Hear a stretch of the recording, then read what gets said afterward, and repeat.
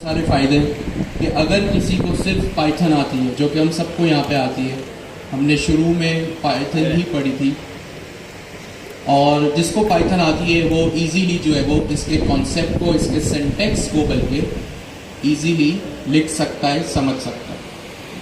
फिर उसके बाद हमने उसमें हेलो वर्ल्ड किया।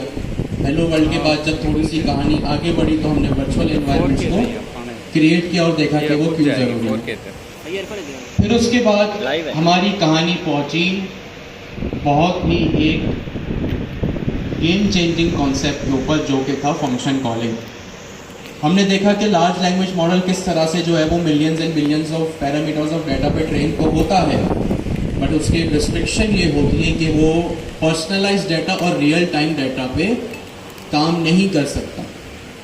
तो फिर हमने एक कॉन्सेप्ट वहाँ पे सीखा टूल कॉलिंग का, और टूल कॉलिंग में भी हमने तीन चीज़ें देखी। एक एजेंट सेस टूल, मतलब सिर्फ उसको डिस्कस किया, नॉट कोडिंग के लिहाज से, कि भाई आप अपने एजेंट्स को ही टूल बना दो। और होस्टेड टूल और एजेंट सेस टूल के लिए ये शर्त है कि आपके पास ओपन एआई की जो है वो होना लाजमी है। वो आप ओपन एआई के डैशबोर्ड पे जाएं, मिनिमम $5, जो कि अप्रॉक्स अगर हम 300 रुपये भी लगाएं तो 1500 रुपये बनते हैं, क्योंकि वो एजेंट्स एस टूल और होस्टेड टूल जो थे वो ओपन एआई के सर्वर को रिक्वायर्ड थे, वहाँ पे होस्ट होते हैं, तो हमें उसके लिए ओपन एआई की ज़रूरी है। फिर हमने जो टॉपिक पिछले 2 क्लास में डिस्कस किया और ईच एंड एवरी डिटेल में जाके देखा कि उसके फाइनल आउटपुट क्या आता है। वो जो इतना लंबी चौड़ी लिस्ट में जो मल्टीपल क्लासेस को रिटर्न करता है, तो क्यों करता है, उसका क्या मकसद है। हमने देखा फंक्शन कॉलिंग में देखा कि किस तरह हम सिंपल पाइथन के फंक्शन को एलएलएम को प्रोवाइड करके अपना काम, रियल टाइम काम या पर्सनलाइज काम करवा सकते हैं। हमने सबसे पहले उसमें सिंपल एक लाइन की स्ट्रिंग रिटर्न करके देखी, ताकि हमें कॉन्सेप्ट समझ आए कि ये काम हो कैसे रहा है। और फिर जैसे जैसे हमने कॉम्प्लेक्सिटी बढ़ाने की कोशिश की, तो हम एक लाइन की स्ट्रिंग के बाद उसमें हमने एपीआईज को इंटीग्रेट किया। एपीआई हमने 2 इंटीग्रेट की, एक क्रिप्टो एजेंट बनाया और आपने एक शॉपिंग एजेंट बना लिया। ठीक है, सारा मकसद आपके सामने ही है कि जिस तरह आपने कोडिंग की, चाहे वो एजेंट की क्लास बनाई हो, चाहे वो पाइथन का फंक्शन बना के उसको टूल बनाया हो एलएलएम के लिए, और रनर को एग्जीक्यूट किया हो, आपने रनर को रन किया हो ताकि आपका एग्जीक्यूट हो सके एजेंट। ये सब चीज़ें आपने देखा कि पाइथन फर्स्ट का मतलब क्या है। आपको सिंपल पाइथन आती है और कोड इतना जो है वो रॉकेट साइंस या आपको कोई नई चीज़ सीखने की ज़रूरत नहीं हुई अपार्ट फ्रॉम पाइथन। ठीक है, फिर हमने देखा कि इसकी इंटरनल वर्किंग क्या होती है, कैसे एलएलएम के पास क्वेरी जाती है, एलएलएम क्या एनालाइज करता है, एनालाइज करने के बाद वो क्या जेसन रिटर्न करता है, किस तरह वो आपके फंक्शन को जेसन मिलती है और किस तरह फाइनल आउटपुट आता है। ये कॉन्सेप्ट बड़ा ही टेक्निकल है। आपने कोडिंग की पाइथन फर्स्ट, फिर वही बात मैं करूँगा। पाइथन फर्स्ट कोडिंग आप सबने कर ली, आप सबको समझ आ गई। इतनी कोई उस कोडिंग में, उस सिंटेक्स में रॉकेट साइंस या कोई नई चीज़ आपके लिए नहीं थी। ईच एंड एवरी थिंग जो थी, हर चीज़ जो थी वो बिहाइंड द सीन्स समझने वाली थी कि एलएलएम क्या कर रहा है, हमारा कोड क्या कर रहा है, और फिर किस तरह, कहाँ पे, किस पॉइंट पे जो है वो हमको रिजल्ट रिटर्न होगा। ये चीज़ें हम अब तक अपनी 5 क्लास में देख चुके हैं। ठीक है जी, होपफुली किसी को यहाँ पे आई अंडरस्टैंड फंक्शन कॉलिंग जैसा कॉन्सेप्ट समझना is not an easy task. ये आपने लास्ट क्लास में देखा होगा, फिर आप जब खुद कोड करने बैठे होंगे तब भी आपने इस चीज़ को एक्सपीरियंस किया होगा।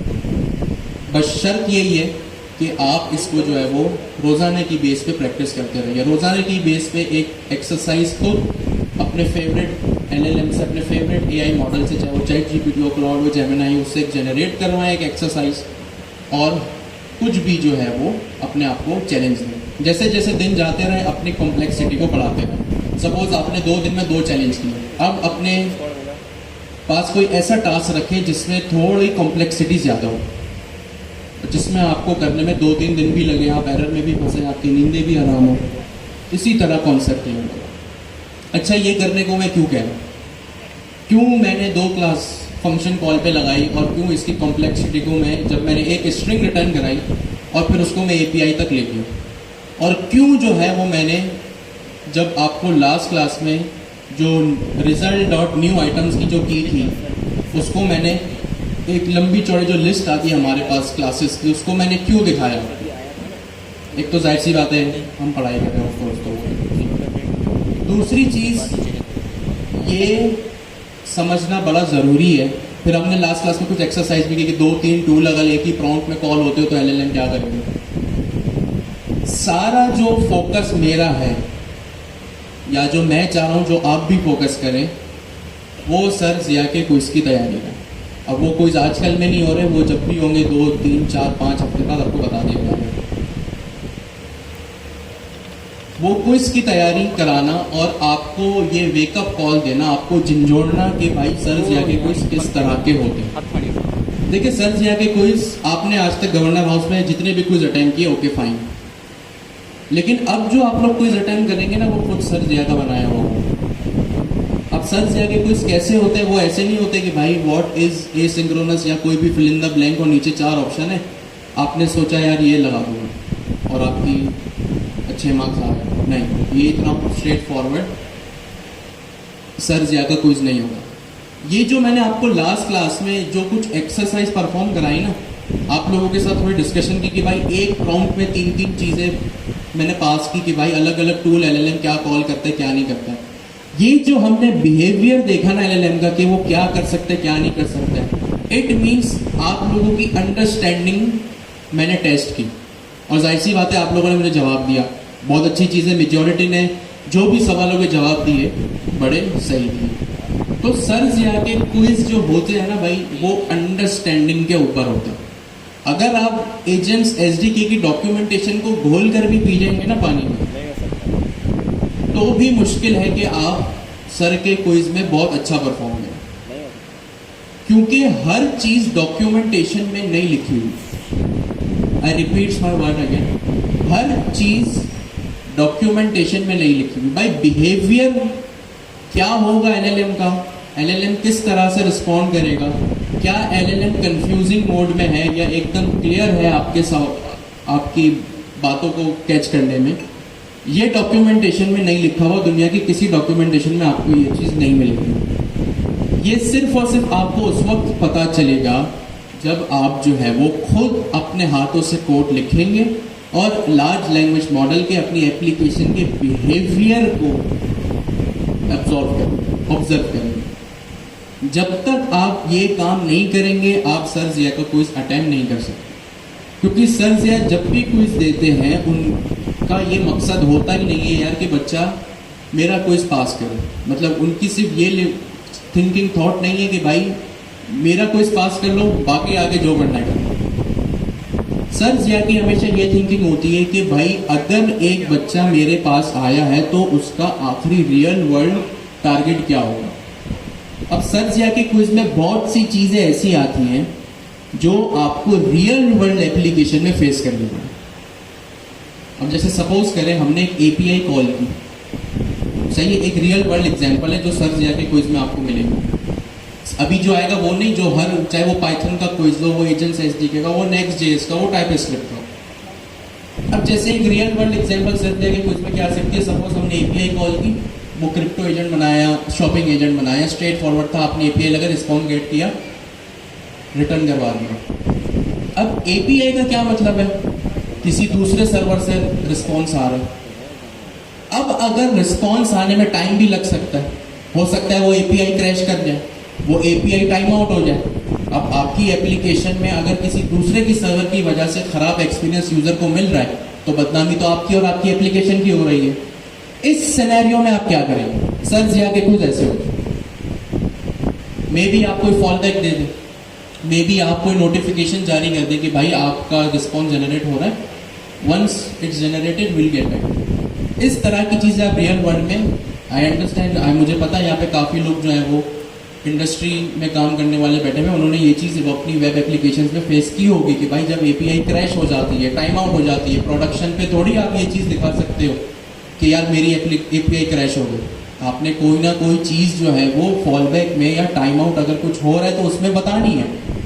तो इस तरह की चीज़ें अंडरस्टैंडिंग सर जिया के क्विज में होती है। सर जिया के उसकी तो हो रही है, बट एक एडिशनल चीज़ जो सर जिया के क्विज में ये भी होती है, वो आपको एक वेकअप कॉल देना होता है, आपको झंझोड़ना होता है कि भाई रियल वर्ल्ड में आपको क्या क्या काम अपनी एप्लीकेशन में करने पड़ सकते हैं। जो अक्सर स्टूडेंट्स का एक सवाल होता है ना कि भाई लिस्ट, ऑब्जेक्ट, एरे, वेरिएबल तो समझ आ गया, रियल वर्ल्ड में उसको कैसे इम्प्लीमेंट करें, तो सर जी आगे क्विज में। तो इसीलिए वो रीज़न था कि मैंने आपको सारी चीज़ें जो वो लिस्ट में इतनी लंबी चौड़ी क्लासेस रिटर्न हो रही थी और ये सारे बिहेवियर टेस्ट करवाए ताकि आपको ये पता चले कि आपको करना क्या है।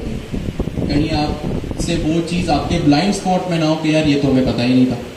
तो अभी तक हमने अपने 4 क्लास में ये काम किया है।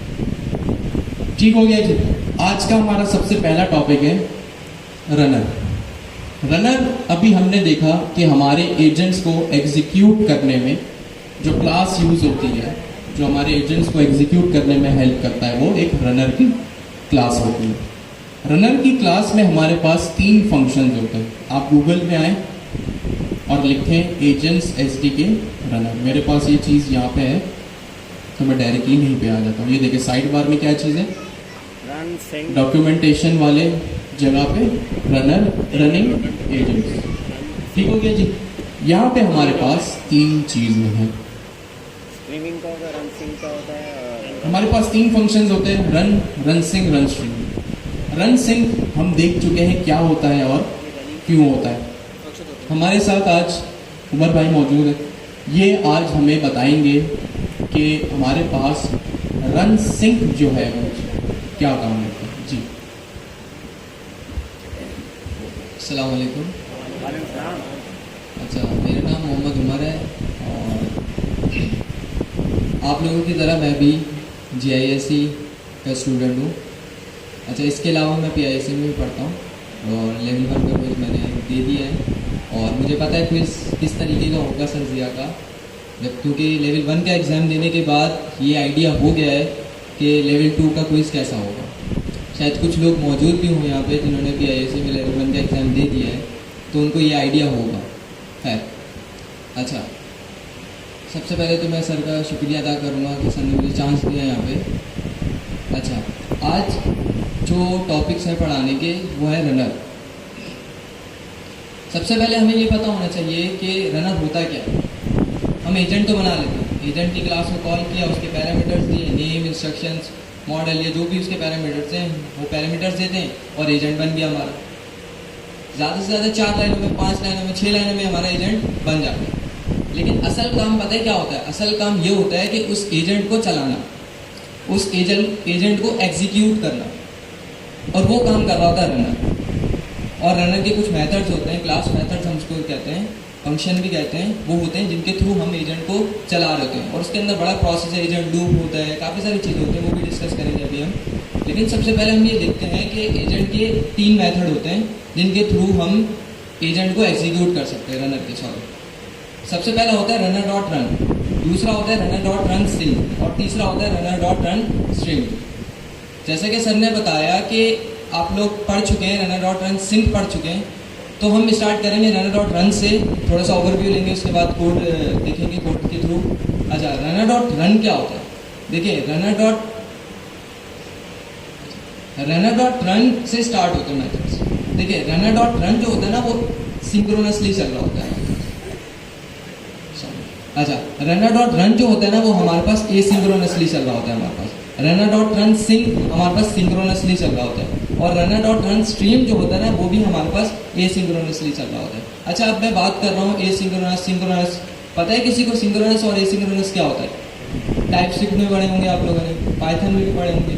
पता है किसी को क्या होता है रनर डॉट सिंक्रोनस क्या होता है, एसिंक्रोनस क्या होता है?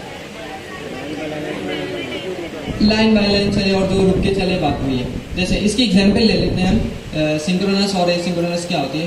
फॉर एग्जांपल, आप किसी पिज़्ज़ा शॉप में जाते हो, आपका दिल कर रहा है पिज़्ज़ा खाने का। अब आप गए, आपने वेटर को बोला कि भाई मेरे लिए पिज़्ज़ा ले आओ, फ्लेवर बता दिए जो भी। अब वेटर क्या करेगा? मैं सिंक्रोनस और एसिंक्रोनस की एग्जांपल दे रहा हूँ, समझिएगा उसे। अच्छा, अब वेटर क्या करेगा, वेटर जाएगा जहाँ उसको जाना होता है, वो जाएगा, वो जाके ऑर्डर देगा, और ऑर्डर देने के बाद वो वहीं खड़ा हो जाएगा। और से सुनिएगा, वो वहीं पे खड़ा हो जाएगा, वो इंतज़ार करेगा जब तक कि पिज़्ज़ा रेडी नहीं हो जाता। जैसे पिज़्ज़ा रेडी होगा, वो पिज़्ज़ा लेगा, और पिज़्ज़ा लेने के बाद मुझे आगे रिटर्न कर देगा। तो ये कौन सी फॉर्म हुई, सिंक्रोनस या एसिंक्रोनस? कौन सी हुई? एसिंक्रोनस। सिंक्रोनस, ये कौन सी फॉर्म होगी? सिंक्रोनस। अब इसी को थोड़ा सा हम एसिंक्रोनस की तरफ चलते हैं कि मैंने दोबारा गया, मैंने बोला भाई मुझे ये वाला पिज़्ज़ा नहीं, दूसरा पिज़्ज़ा चाहिए, फ्लेवर उसको बताया। अब वो क्या करेगा, वो जाएगा, वो जाके वहाँ बताएगा, बताने के बाद उसने बता दिया, अपना काम डिलीवर कर दिया। अब डिलीवर करने के बाद वो क्या करेगा, देखेगा भाई कि कोई और कस्टमर आया है मेरे पास। अगर कोई कस्टमर आया तो मैं जाके उसका ऑर्डर ले ले, तो पिज़्ज़ा तो बन रहा है, पीछे पिज़्ज़ा बन रहा है ना, उसका काम तो नहीं है पिज़्ज़ा बनाना, उसका काम क्या है, क्या डिलीवर करना। वो उसने उसको बता दिया, वो पिज़्ज़ा बना रहा है, वो जाएगा दूसरी जगह और दूसरा ऑर्डर लेगा, फिर वो देगा। अगर उसके बाद भी पिज़्ज़ा नहीं बना तो वो तीसरी जगह चला जाएगा।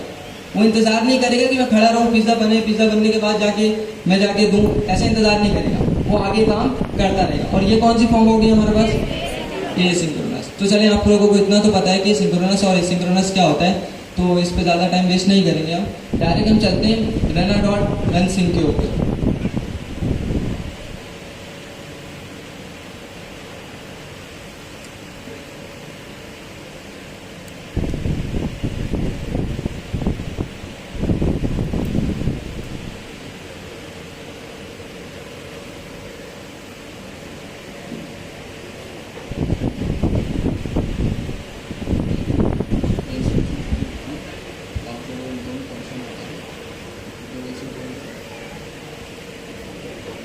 अच्छा जी, तो अभी आपने एक अच्छी सी एग्जांपल सुनी, जो है वो रन की और रन सिंक की। रन सिंक हमारे पास क्या होता है? सिंक्रोनस। क्या होता है? सिंक्रोनस। इसका मतलब क्या होता है? इसके अब हम पाइथन के कॉन्टेक्स्ट में इसको डिस्कस करते हैं। आपने पिज़्ज़ा वाली एग्जांपल तो सुन ली। सिंक्रोनस वर्कफ्लो क्या होता है? जब आपकी रिक्वेस्ट जाती है और रिक्वेस्ट जाने के बाद जब तक आपका रिस्पॉन्स ना आए, तब तक आपकी एग्जीक्यूशन ब्लॉक हो जाए। ये पाइथन के, अब इसके लिए आपको सिंक्रोनस और एसिंक्रोनस प्रोग्रामिंग थोड़ी समझनी पड़ेगी। सिंक्रोनस क्या होता है भाई? जब रिक्वेस्ट जाने के बाद रिस्पॉन्स जब तक ना आए, तब तक क्या हो, आपकी जो है वो एग्जीक्यूशन ब्लॉक हो जाए। यानी जब तक रिस्पॉन्स नहीं आ रहा, आपको वेट करना पड़ेगा। ठीक है, ये होता है सिंक्रोनस। सिंक्रोनस का मतलब जब आपकी जो है वो रिस्पॉन्स ब्लॉक हो जाए। जब तक आपने रिक्वेस्ट भेजी, रिस्पॉन्स आ रहा है, तब तक आप ब्लॉक हो। ये होता है सिंक्रोनस। अच्छा, कोई बता सकता है रियल वर्ल्ड में कि आप सिंक्रोनस कहाँ यूज कर सकते हो? रियल वर्ल्ड एप्लीकेशन की मैं बात कर रहा हूँ, बताएं, सोच ले थोड़ा। कोई कुछ कहना चाह रहा है? जी प्लीज।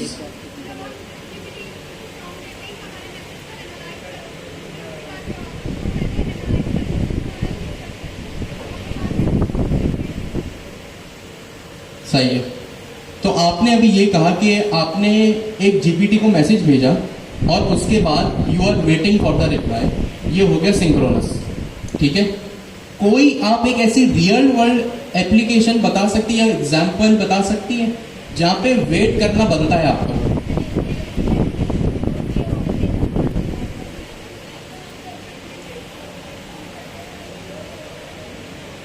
सही है। और कोई? जी सही है। अब एप्लीकेशन के कॉन्टेक्स्ट में कोई बताएगा? वेब एप्लीकेशन के कॉन्टेक्स्ट में? जी बिल्कुल। फॉर्म सबमिट करने के टाइम पे आपको लाजमी है कि आप वेट करें जब तक आपका फॉर्म सबमिट ना हो जाए, आप जाए नहीं।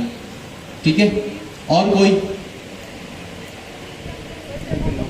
जब पिक्चर कोई अपलोड हो रही होती। ठीक है जी, डाउनलोड होती है, अपलोड होती है। अब नादरा जाओ, नादरा सही है। ईमेल वेरिफिकेशन करना है आपको और ओटीपी का वेट करना है। जी आप वेरीफाई हो। जीपीटी को कोई भी प्रॉम्प्ट देते हैं इमेज जनरेट के लिए, तो उसके लिए भी वेट करना। सही है। आप थोड़ा जोर से कहेंगे? एग्जैक्टली जब कोई इंस्टॉलेशन हो रही हो तब तक आप कुछ नहीं कर सकते। तो काफ़ी हमें रिस्पॉन्स मिले यहाँ पे, जहाँ पे रियल वर्ल्ड में हमारा वेट करना जो है वो बनता है। ठीक हो गया?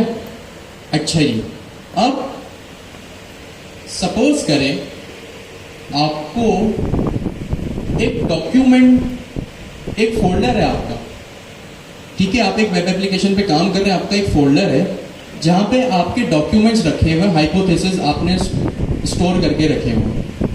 आप ये चाहते हैं कि भाई वो हाइपोथेसिस 1 बाय 1 जब तक एक का काम पूरा ना हो जाए। आपने 10 हाइपोथेसिस 10 डॉक्यूमेंट्स रखे हुए हैं, आपकी रिक्वायरमेंट ये है कि डेटाबेस में इसकी समरी बन के जाए। सही है? क्या रिक्वायरमेंट है आपकी? आपका एक फोल्डर है, सही, उस फोल्डर में आपकी हाइपोथेसिस रखी हुई है, 10 फाइल्स रखी हुई अलग अलग, जिसमें आपने रिसर्च वर्क किया हुआ है, आपके रिसर्च पेपर है। आप ये चाहते हैं कि जो आपका रिसर्च पेपर है उसकी समरी बन के डेटाबेस में जाए। और अब आप क्या करेंगे इस केस में? ये एक बहुत अच्छा चांस है कि आप जो है वो run_sync यूज करें। run_sync क्या होता है? सिंक्रोनस होता है, और सिंक्रोनस जो है वो आपकी फर्दर एग्जीक्यूशन को ब्लॉक करता है। अब आपकी अगर ये रिक्वायरमेंट है कि भाई जब तक एक डॉक्यूमेंट की मेरी समरी ना बन जाए, वो डेटाबेस में ना चला जाए, तब तक आगे कुछ भी ना हो मेरी एप्लीकेशन में।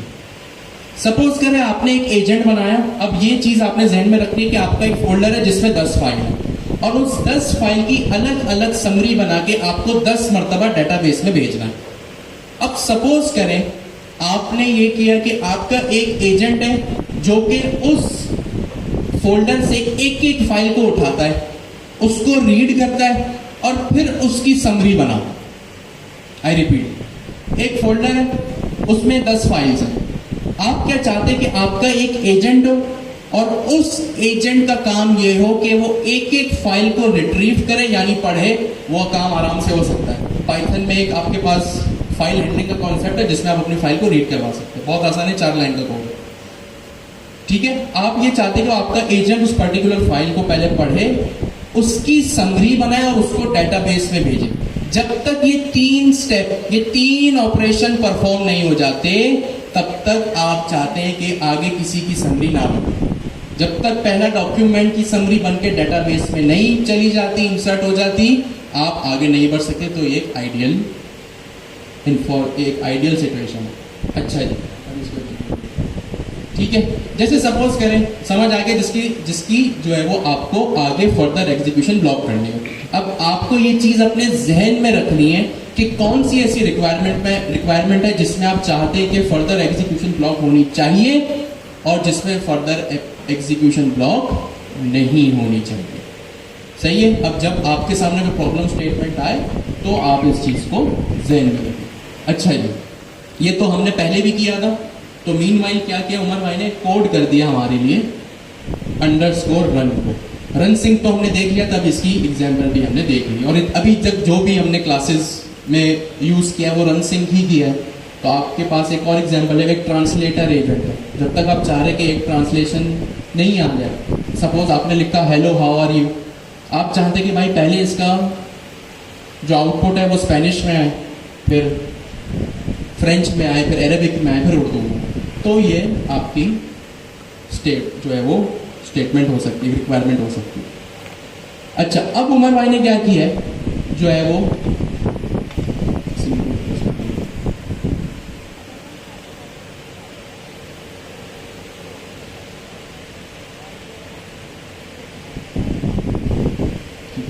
अब उमर भाई ने यहाँ पे क्या किया, सिंपल एक एजेंट बनाया, कुछ भी फैंसी नहीं है इसमें।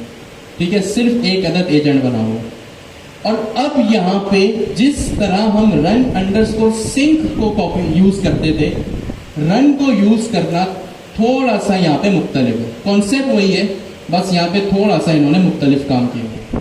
वो मुख्तलिफ काम क्या है भाई? सबसे पहले इन्होंने runner.run को हमें कहा, उमर भाई ने हमें ये समझाया कि ये एसिंक्रोनस होता है। क्या होता है? एसिंक्रोनस होता है। एसिंक्रोनस क्या होता है? जिसकी एग्जीक्यूशन ब्लॉक ना हो। भाई अगर मैंने रिक्वेस्ट की, रिक्वेस्ट करने के बाद अगर मेरे रिस्पॉन्स में टाइम भी लग रहा है तो मेरी एप्लीकेशन की एग्जीक्यूशन ब्लॉक नहीं होनी चाहिए। सिंक्रोनस में हमने क्या देखा, एग्जीक्यूशन ब्लॉक हो जाती है। एसिंक्रोनस में हमने क्या देखा, एग्जीक्यूशन ब्लॉक नहीं होती। अब जाहिर सी बात है एसिंक्रोनस है, और हमने ये टाइप स्क्रिप्ट के टाइम पे भी देखा, पाइथन के टाइम पे भी। जब भी कोई चीज एसिंक्रोनस होती है उसके साथ अवेट का कीवर्ड लगता है, ठीक है, उसके साथ क्या लगता है, अवेट का कीवर्ड लगता है। अब मुझे आप में से कौन बताएगा कि भाई ये एडिशनल काम लाइन नंबर 10 पे क्यों हुआ है, और क्या ये एडिशनल भी है या ये रिक्वायर्ड है एसिंग डेफ मेन। भाई हमने आज से पहले तो एसिंग फंक्शन नहीं बनाया था, एसिंग डेफ मेन नहीं लिखा था, क्यों ये एसिंग डेफ मेन यहाँ पे लिखा गया, क्या ये एडिशनल है या क्या ये रिक्वायर्ड है, रिक्वायर्ड है। कैसे कह दिया के साथ आपने कहा अवेट की वजह से, क्योंकि ये अवेट का कीवर्ड है, तो जब भी अवेट का कीवर्ड आएगा ये एसिंक्रोनस फंक्शन के अंदर ही आएगा, ये अकेले नहीं आ सकता, इसको एसिंक्रोनस फंक्शन की रिक्वायरमेंट है। यहां पे क्या हुआ है, रनर डॉट रन, ठीक है, रनर डॉट रन यहां पे कॉल हुआ। अब ये और बाकी सारी चीजें ये हैं। सबसे पहला पैरामीटर क्या है, ये भी हमारे पास 3 पैरामीटर्स को गैदर करता है। सबसे पहला पैरामीटर क्या है, सबसे पहला पैरामीटर क्या है, एजेंट। एजेंट क्या चीज है भाई, ये एजेंट है जो हमने पहले भी देखा। दूसरा सिस्टम प्रॉम्प्ट या यूजर प्रॉम्प्ट, सिस्टम प्रॉम्प्ट या यूजर प्रॉम्प्ट, यूजर प्रॉम्प्ट। पक्की बात है, कॉन्फिडेंस नहीं है आप लोग, भाई गलत भी बोले तो ऐसे बोले सामने वाला खुद सोचने पड़ेगा, लगता है मुझे ही नहीं आता। ये सिस्टम प्रॉम्प्ट है या यूजर प्रॉम्प्ट है, यूजर प्रॉम्प्ट है। तो सिस्टम प्रॉम्प्ट ये रहा मेरा। सिस्टम प्रॉम्प्ट में, यूजर प्रॉम्प्ट में मैं बताऊंगा कि भाई यूजर को क्या करवाना है। तो मैंने कहा भाई hello how are you, run config, मतलब जो मेरा कॉन्फिग का ऑब्जेक्ट मेरे कनेक्शन डॉट py में रखा हुआ, प्रिंट करवा दिया, फाइनल आउटपुट, बस सब सेम है यहाँ पे, ठीक है। सिंटेक्स आपने देख लिया, सिवाय इन 3 अल्फाज, एक ये एडिशनल फंक्शन अवेट और ये रन, सिवाय इन 3 चीजों के आपने यहाँ कुछ भी नहीं किया। पहले आप रन सिंग करते थे, अब क्या करते हैं, रन अंडर, पहले आप रन अंडरस्कोर सिंग करते थे, अब क्या करते हैं, रन का मेथड चलाते, ठीक है। अब एसिंक्रोनस का क्या मतलब होता है, एग्जीक्यूशन ब्लॉक ना हो। अच्छा, एक यहाँ पे एडिशनल चीज, अभी इफ अंडरस्कोर अंडरस्कोर मेन, ये 2 बार अंडरस्कोर लगाया हुआ है, इसको फिलहाल 2 मिनट के लिए आप इग्नोर करें। एक चीज जो यहाँ पे न्यू और मजीद है आप लोगों के लिए, वो है एसिंक आयो डॉट रन, और इस रन के अंदर आपने जो है वो मेन कॉल किया। उमर भाई आप बता सकते हैं कि आपने ऐसा क्यों किया, सिंपल सिंपल मेन कॉल कर देते।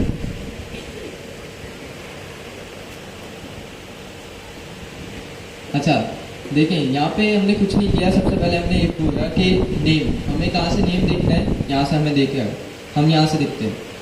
सबसे पहले आप ये देखो कि हमने फंक्शन बनाया है, ये रहा फंक्शन का नेम क्या है, मेन, सबको नजर आ रहा है। अच्छा यहीं से नीचे आ जाओ, तो हमने बोला भाई एसिंक आयो, एसिंक आयो को पता है किसी को, जी जी बिल्कुल, एसिंक्रोनस इनपुट और आउटपुट। तो हमने बोला भाई एसिंक आयो कि भाई आपका जो इनपुट होगा और आउटपुट होगा वो क्या होगा, एसिंक्रोनस होगा।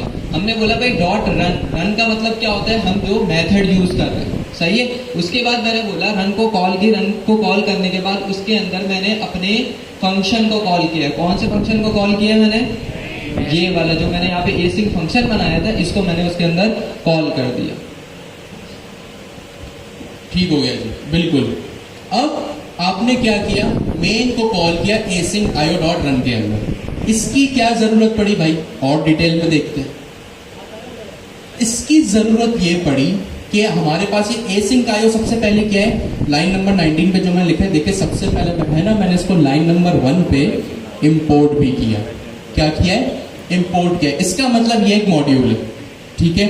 अब मेरे पास async io नाम का पाइथन में एक मॉड्यूल है जो मुझे एसिंक्रोनस काम करने में हेल्प करता है। क्या करता है? एसिंक्रोनस काम करने में हेल्प करता है।